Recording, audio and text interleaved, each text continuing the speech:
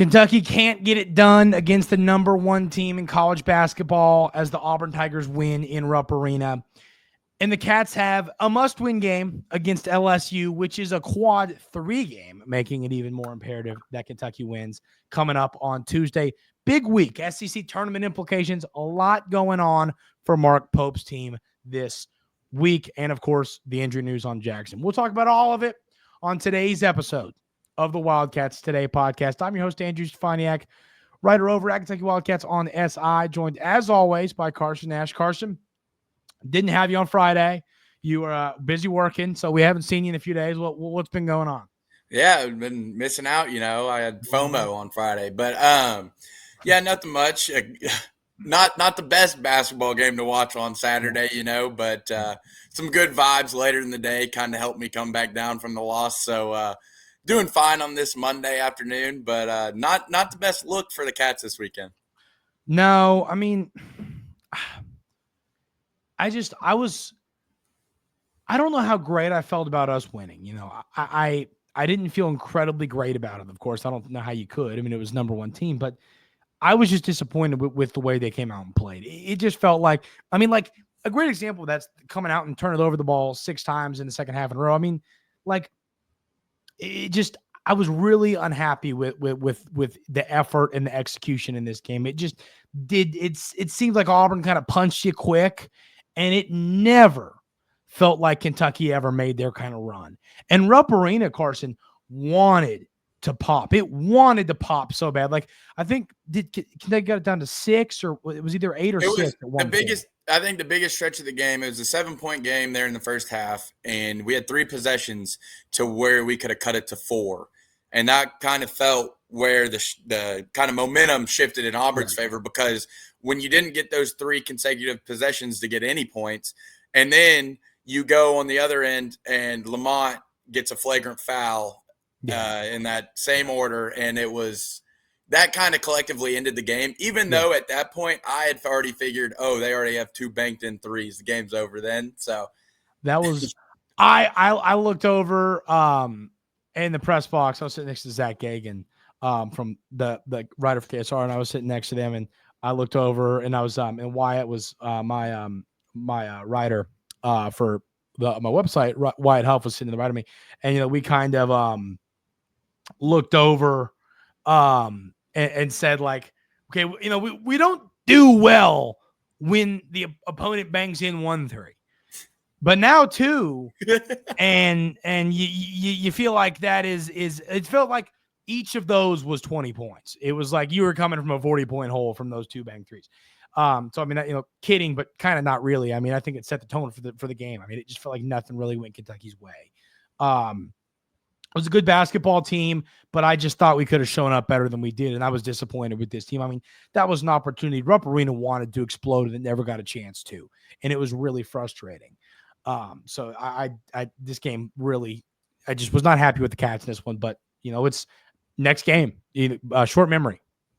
Gotta have a short memory, and maybe the news of Jackson might have had something to do with it, because the team did look a little down. I mean, like you said, very uncharacteristic in the second half. I mean, we were just dribbling the ball off of our legs. It wasn't even good defensive pressure that turned us over. Yes, Auburn is a very, very good defensive team, but some of those turnovers were let's just throw the ball out of bounds. Yeah. This isn't soccer. There was some, It was so uncharacteristic of this team. So terrible time to have one of the worst games of the whole season. Yeah. I mean, it was, I mean, and then, the TV broadcast cuts out, which was kind of funny. I mean, I think if you were a Kentucky fan watching this ball game, you were like, maybe this isn't a terrible thing. But I mean, that frustrated me, Carson. Rupp Arena wanted, and they wanted to be able to go crazy. And there were some, bursts, but I mean, when you watch, the Cats playing Rupp Arena, when if this shot falls, we're getting a big boom from Rupp Arena. And it just felt like every time you had a shot like you said, those possessions we were down where we could have cut it to 4 or 5, every time it felt like Kentucky couldn't make a shot fall. And then the crowd within the last, 15 minutes of that game was kind of just like, well, yeah. That's that first half. Rupp popped once, and it was on the Kobe Bryant dunk on the baseline, and that was right in the same time period where you needed to cut that lead back down, and you couldn't get over the hump, and that's when it kind of ended the momentum. It kind of killed the crowd. So that was really when the game ended for me. I agree with you. I mean, Kobe Bryant did have himself a solid ball game, going 7 of 11 from the field, 4 of 7 from deep, 21 points from him. Andrew Carr was 7 of 11 for 20 points. It did feel like he scored like 4 garbage time buckets. So most of Kobe's were second half points, if I'm not mistaken, and I think majority of Andrew Carr's probably are as well. Yeah. So, I mean, it was a game. You get 5 points from your bench. You just got, it felt like there was nothing really going from those guys. And I mean, in Auburn was whenever you were outmanned. I mean, that's just as simple as it is. When your bench depth is Travis Perry, Trent Noah, Colin Chandler, Ansley Almanor, it just doesn't survive against teams of Auburn's nature, Duke, Houston. Yeah. I know we beat Duke, but we were fully healthy when we beat Duke. Like teams that are going to be dominant, it really hurts you not having the depth that we did at the beginning of the season. Well, I mean, because our bench depth was Kobe Bryant, Brandon Garrison, and Kurt Kriisa. And now, like you said, it's Trent Noah, Travis Perry, Colin Chandler, and these guys. And it's just not. It's just not going to work against a team that had those bench players for Auburn have been there for a while. They're veteran guys. It's hard playing an 18-year-old against a 22, 23-year-old. Seriously. I mean, it's a big age difference. And that Kelly dude, I mean, you look at his stats, he's had some good games. He shoots a high percentage from 3, but nothing like that. I mean, the dude had 9 3-pointers. That's what I was going to say. You played one of your worst games all season. Kelly had a classic Rupp Arena performance that you hate to see. Yeah. And banked in 2 threes. Yeah, no way you're winning this game. Yeah. I mean, it did. Yeah. And it was funny. They were the same guy in back-to-back, the banked threes. Like, if they were spread out more, it would have still been funny, but it wouldn't have been as funny. You know what I mean? It was because they were just boom, boom, boom, boom that I found that to be so. The one falling down, I was just like, come on. And then he took did you see when he came off the broom screen, took 5 steps and shot that 1-3? Yeah. Never dribbled the ball, got handed the ball, walked 5 steps and then shot the ball. Yeah. No. Joe Lindsay had a bad game on Saturday. Yeah. That flagrant, we won't get crazy into it, but that was just such a bad call. I mean, that's just such a bad Well, my thing with it was they didn't even call a foul on the play.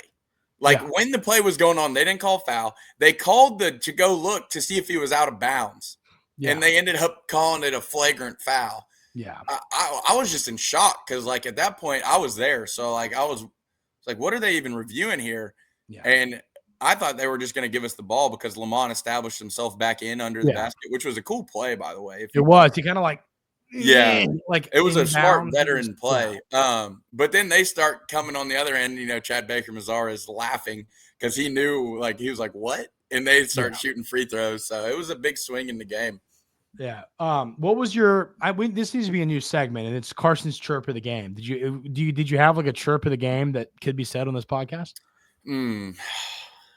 Or you and Mr. Nash were down there having a good old time.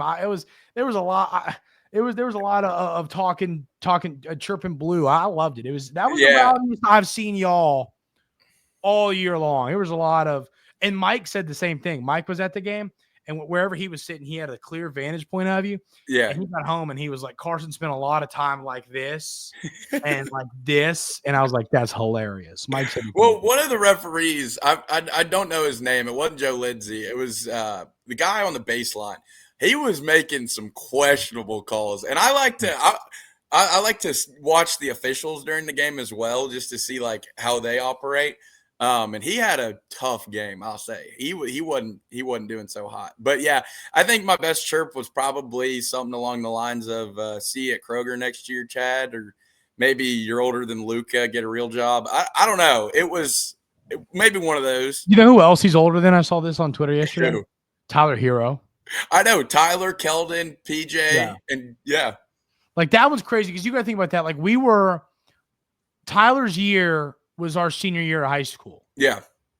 You know what I mean? And we're now like what, 2 years out of college? Mm-hmm. Like, 2 years out of college. Like what? That's just like that math is confusing. Like, I don't understand it. It doesn't make sense. It really doesn't make sense. Because that means that he's been, I mean, unless there has to be, so I'd like to like, I genuinely find this interesting. Like, because he's from the Dominican Republic, I believe. Mm-hmm. And I mean, like, did he like not get into college till he was like 20? Like, was he over there longer and then came over as an older player? Like, you know what I mean? Like, I also don't know because 2018, 2019 was the year that Tyler was here. Yeah. So that means it's 2025 now. That's 7 years. That's what I'm saying. How could he have eligibility left if I don't, like, I find it interesting. I'd like to know more about that because like he had to have like come over to play when he was like 19 or 20 or something. Like it has to be. Well, that's what I'm saying. Maybe he went to a prep school or something along those lines. Yeah. So I don't know. I mean, to me, Carson, I mean, we could sit here and talk about this game for another 20 minutes, but I mean, it's just, I mean, it was a bad showing. It was a bad game. I think that. Well, I mean, if you want to take a positive away from the game, because there's not many, I would say that Amari Williams is starting to become one of the best centers in college basketball. Hell of a job. He had a hell of a game. Broome. He single-handedly took Player of the Year away from Broome on Saturday. I mean, you know what I mean? That's. I mean, he was great. And honestly, he was. I felt like some of our guys were a little, I wouldn't say soft, but weren't as like engaged in the game. I don't know what was going on, but Amari was locked in the whole time. You could tell he had a chip on his shoulder about it. He played hard the whole entire game. Kudos to Amari Williams because he easily could have just kind of let back and just let the blowout happen, but he fought. I'm proud of him for that. I agree with you. So, I mean, this game coming up on Tuesday, Carson, against the Tigers from LSU. I mean, it's one of those games. They're not very good, but if you lose this could. I mean, you lose this game, you're playing on Wednesday in Nashville. First of all, and second of all, I mean that could drop you a whole nother seed line. This is a quad 3 game on Saturday on Tuesday. A quad 3 game. And all that can do is hurt you. It can't help you. It can only hurt you. So, I mean, it is a must win for more reasons to me than the SEC tournament seeding or, you know, momentum for the Missouri game. It's a must win because if you lose, it could drop you a whole nother freaking seed line because it's a quad 3 game.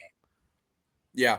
No, I hear you. I mean, and honestly, you know, it deserves to be a quad 3 game. I mean, LSU is not very good. So you're going to have to go out there and handle business. So, I mean, as much as you talk about it, I mean, if you don't come into Rupp Arena on senior night and you aren't fired up, no matter who you play, no matter if it's LSU, and you don't win, I mean, it's going to be a tough loss. So I think, I mean, this LSU team's not very good. Let's be honest. Cam Carter's a good player. Yeah. I mean, I really think, you know, he shoots darn near 40%. No, he's a very good player. He is the meme of like the Bugatti parked like at the, you know what I mean? Like that, he is that meme. Bugatti parked in the apartment complex. Yeah. that is who he is. Yeah.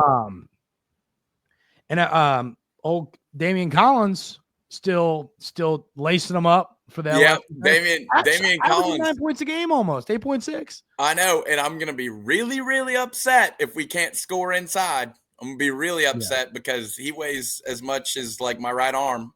We're gonna have to be physical in this game because he's an undersized big. We have to push them around. Like Amari Williams should get almost every touch. Like Amari should get every touch and let him decide if he wants to pass it out or if he wants to dunk on Damian Collins. Yeah, exactly. Which it'll be interesting there. Damian Collins averaging he is career high from deep. He's shooting 20%. That was a joke. I don't know if it is or not. But you know, an LSU team that turns the ball over 13 times a game, they shoot 31% from 3. They, only assist on 13 baskets per game.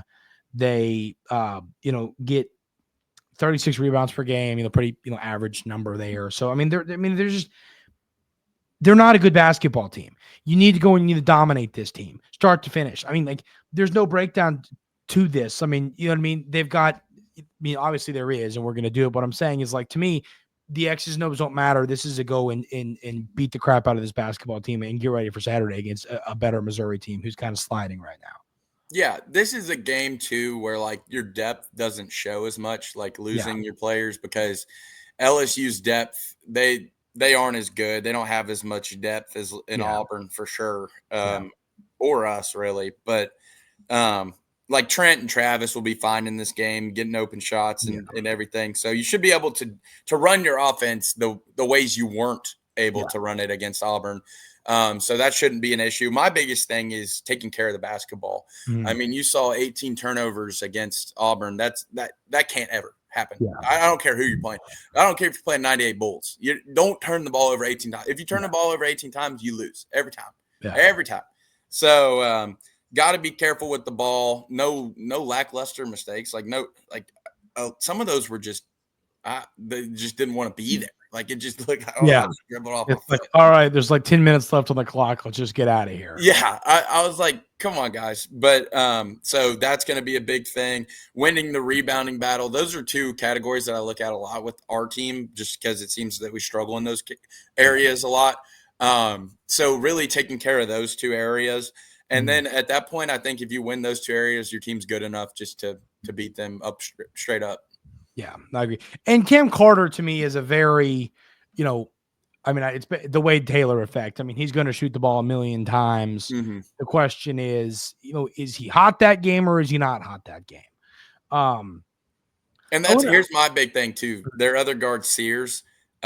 What's with the Fears, Sears, and Sears? What is going on with all these ears? You know. But he shoots 31% from three. So really monitoring and seeing how good of a game he has. You don't let him shoot wide open shots because percentagely, that's what for me with UK, if their second guy kills you, that's when you end up losing games. Yeah. It's not typically when the first guy has the best game. Look, Janai Broom came in and probably had one of his worst games all season, but then you let Kelly go for 100 and it doesn't matter. So but in all their, guys in Pettiford, and you let all of you didn't stop one of their secondary players. Exactly. You did a great job against Broom and let everybody else go berserk. And that's what you can't have happen. Yeah. That's what you can't have happen. So playing good team, good solid team defense, I think will propel us to a win here. Yeah. Yeah. I agree. Any thoughts on, we'll do let's do this because we have more things to talk about today than just this game. So, I agree with you. If Carter scores 25, I think you still win this game. I'm not that's just the reality here. So, Carson, give me a score prediction for this one and an MVP, and then we've got some other topics before we get out of here today. So, yeah, I think it'll be a feel-good win. I think it's senior night. Lamont, Jackson will get recognized. Amari, all of our guys, Ansley. We'll have a good show out, I would hope. So I think we're going to win. I think we get back in the 90s with the offense. I think we score 95, and I think I'm going to say we have a blowout game. I think they have 77. I think we have a feel good win. I think this team, a lot of people are really down on us right now because of Saturday's showing. I don't think we're as bad as we showed on Saturday. I think it was a combination of Auburn being really damn good and us having a really bad game. So I think Tuesday night, I think we show that we're a good team. Let's calm down. We're not as bad as we're losing our minds about. We're a solid team. It stinks that Jackson's out, but I feel good about the rest of the season still. Yeah. I actually was going to take the blowout route here too. I think the Cats win this one 95-67. I think it's just demolition. I think that would be awesome. Terrible. We need that. And I think it's going to be. Because I think they're awful, and I think I think Mark Pope is ready to curse again. Yeah, you got a poor taste in your mouth after what happened Saturday. Yeah. Brussels sprouts. You know what I mean? It's bad. Burnt Brussels sprouts is what. Yes. So yeah, that is they were going to be angry. I think they just blow the doors off them. And I think Owe is going to have a bounce back game. He We need didn't that. he didn't do much because foul trouble. Part of that is always struggles against a team that plays two bigs, and when the two bigs are really good defensively, he can't get into the lane as much and penetrate. And he just in his game he can't create shooting wise yet. So he struggles against teams that have good bigs, and when he can't get into the lane. And we need to get better around the rim as well. As a team, Auburn was just like, hey, we're gonna make you come inside and beat us one-on-one against the bigs, and you're gonna have to make layups, and that did not happen. So you're gonna have to get better with finishing around the rim. I know Lamont's still a little banged up, so his finishing probably took a little hit because he's gonna be a little more careful with his shoulder going up. Because we don't want to lose him. I'm cool with him doing that, especially. So, but finishing wise, you got to get better. Have to. Yeah, I agree. So the other things I want to talk about, I mean, I hate this for Jackson Robinson. That was the conversation. I mean, obviously we he's done for the year. He's gonna have a wrist surgery on Wednesday. Prayers for him. Just hate to see your college career in that way. It's just sad. It's really sad. Really wish it wouldn't have gone that way. So thoughts on Jackson's being done, Carson? Yeah, that's brutal. It's brutal for us. It's brutal for him. And I know he as a player wants this. You get to come to Kentucky, wear the jersey, biggest stage, wants to make big moments in March, and just can't. And I think it was known by the team after the Oklahoma game that had been the case. So prayers out to Jackson. Hopefully fully recovered, gets to go play in the NBA because he's definitely good enough to go play in the league. It's a bummer for us as Kentucky fans too. You only got to watch him a certain amount of games, and he was a lot of fun to watch. He was like the Antonio Reeves guy. He would have 20, but you wouldn't know it until you look at the end of the game and you're like, dang, Jackson really had 20? There's just silent. But that's how good that these type of players are, man. Yeah. And so Jackson's really special, and it's a bummer that we won't get to have him and that he won't get to play for us. So prayers again, and it really hurts our the longevity of this team. Yeah. I mean, the NCAA tournament hopes, I think, took a hit there. I mean, I still feel good about us making it out of the first weekend, but I mean, I've definitely got more questions about us winning that a second game of the first weekend. But I mean, once you get to Sweet 16, I mean, you're more than likely playing a 1 seed, and it's just it's gonna. That's my thing is my thought process through that whole thing right now is I think we're a Sweet 16 team. Now, if you win the Sweet 16 game to become an Elite 8 team, that's where my can you win that game? Yeah. But I think you win the first 2 games, hopefully, as long as you take care of business this week and have a good seed instead of completely falling apart if we lose to LSU, anything's on the table. But I have a good feeling about that. So I agree. I don't know. I think we're a Sweet 16, Elite 8, maybe, but it stinks. It really does. Yeah, I agree.